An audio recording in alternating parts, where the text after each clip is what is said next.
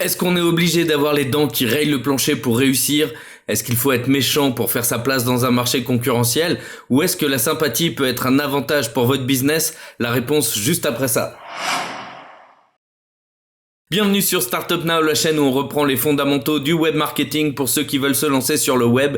Et aujourd'hui, on poursuit avec la 4e vidéo consacrée au livre Influence et manipulation. Robert Cialdini nous explique que la sympathie est une corde de plus à votre arc et on va voir comment s'en servir pour booster vos ventes.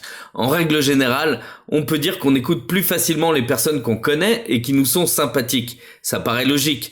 Mais il y a quand même des sociologues et des psychologues qui se sont posé la question de savoir d'où venait la sympathie. Et dans son livre, Cialdini met en avant 4 éléments qui peuvent vous aider à attirer la sympathie du public.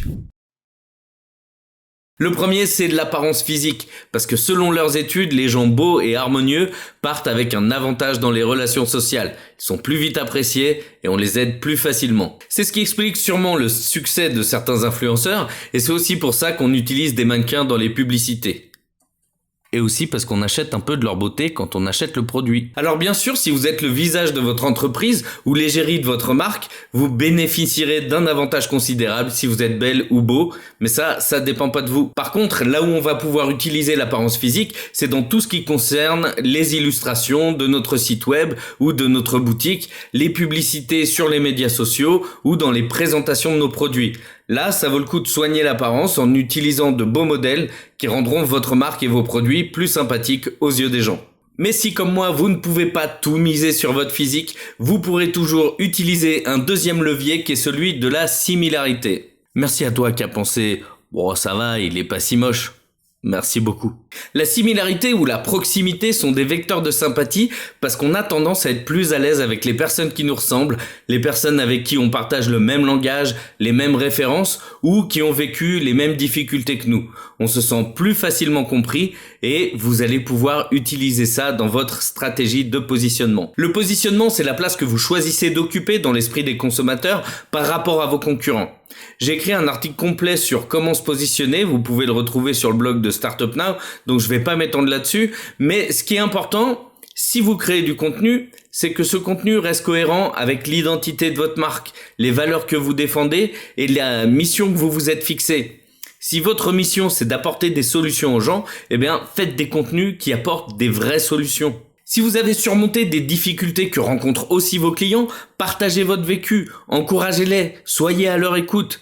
Par exemple, moi, vous me verrez jamais faire le kéké en jet ski ou dans une voiture de sport dans mes vidéos, parce que je sais combien ça peut être frustrant de voir la réussite des autres pour qui tout paraît facile quand nous, on est là et on a du mal à démarrer. Je sais ce que ça fait de rater un lancement de produit et de faire 2 ventes dans le week-end alors que tout semblait parfait. Et c'est sûr que quand on commence à regarder les histoires de certains qui affichent des captures d'écran de leur compte Stripe et qui enregistrent 300 000 € en une semaine, bah là, ça peut vous démotiver. Alors oui, le bling bling et tout ce qui brille, ça attire plus de visiteurs et peut-être même plus de clients. Mais ma cible, ce sont pas les personnes qui veulent devenir millionnaires sans bouger de leur canapé. Ma cible, ce sont les gens qui veulent le plus souvent se reconvertir, mais en tout cas, vivre d'une activité qui leur plaît et gagner honnêtement leur vie en utilisant les outils qui sont offerts par Internet. Et je pense que c'est ce qu'il y a à retenir de la similarité. Soyez sincère dans votre démarche. N'essayez pas de jouer un rôle ou de jouer quelqu'un que vous n'êtes pas. Si vous êtes sincère, vous saurez facilement discuter avec les gens comme vous et bien mieux que vos concurrents. Et vous aurez des clients beaucoup plus fidèles juste parce que vous aurez obtenu leur sympathie. Et c'est juste ça un positionnement réussi, c'est avoir sa propre part de marché là où les autres auront beaucoup de mal à venir vous chercher.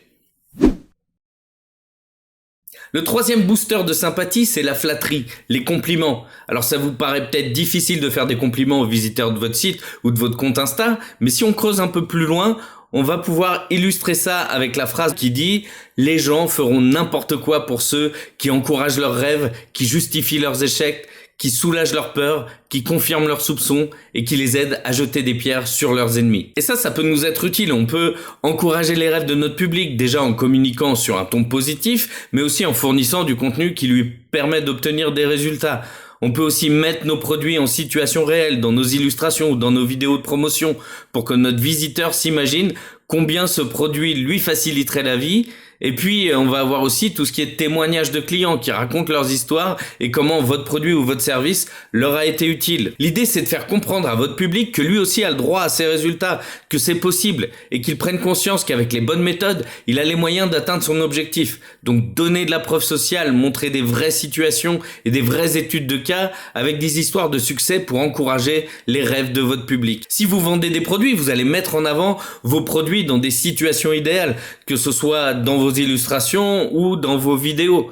Alors quand je dis situation idéale, ce sont les situations où votre produit est le plus utile et les situations que va pouvoir rencontrer votre public. Là encore, vous allez pouvoir aider votre public à s'imaginer les bénéfices qu'il aura en utilisant votre produit. Et puis dans la phrase de Warren, il y a la partie sur les peurs, les échecs ou les soupçons.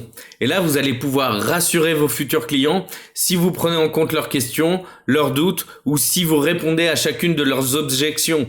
Donc ce que vous allez faire, c'est dans vos pages de vente, vous allez peut-être ajouter une section sur les questions fréquentes ou même désamorcer les objections dans votre argumentaire de vente. Et enfin, pour la partie aider à jeter les pierres sur les ennemis, ce que ça signifie pour nous, c'est que les ennemis communs, ça fédère. D'ailleurs, on retrouve ça dans le slogan de plusieurs marques. Vous avez Intermarché avec tous unis contre la vie chère. Vous avez Quick avec nous, c'est le goût. Sous-entendu, le McDonald's, ça a pas de goût.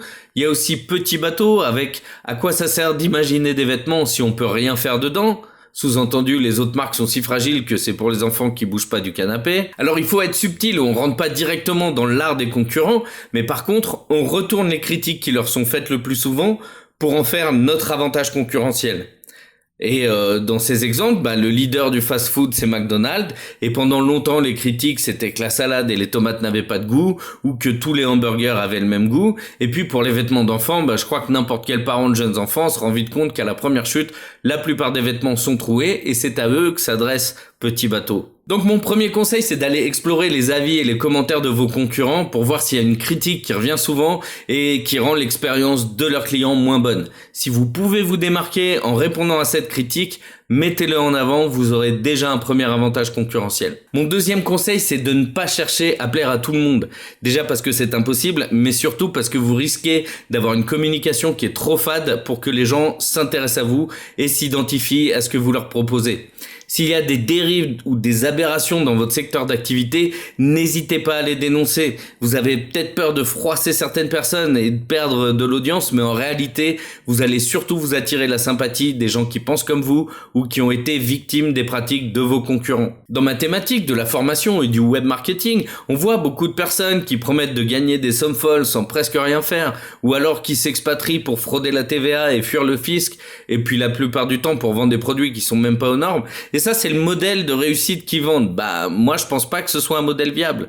Et je pense pas que c'est ce dont le monde a besoin aujourd'hui. Donc, je vais pas essayer d'aller caresser dans le sens du poil ceux qui veulent faire ça et qui aiment ce modèle pour les attirer chez moi. Et je me fous complètement qu'ils me trouvent sympathique ou pas. Si vous, votre truc, c'est de construire des jouets en bois sans produits toxiques, mettez-le en avant. Dites, ici, on fabrique des jouets pour les parents qui prennent soin de la santé de leurs enfants. Et n'allez pas chercher à séduire ceux qui veulent des nouveaux jouets toutes les semaines pour leurs enfants et qui vont acheter tous les gadgets en plastique les moins chers, parce que ce n'est pas votre cible de clientèle et vous ne pourrez jamais vous aligner sur les prix des produits en plastique, surtout parce que la plupart du temps c'est construit à grande échelle dans des pays où la main d'œuvre est très peu chère. Par contre, si vous vous limitez à votre cœur de cible, vous pouvez devenir la référence du jouet en bois sans toxique.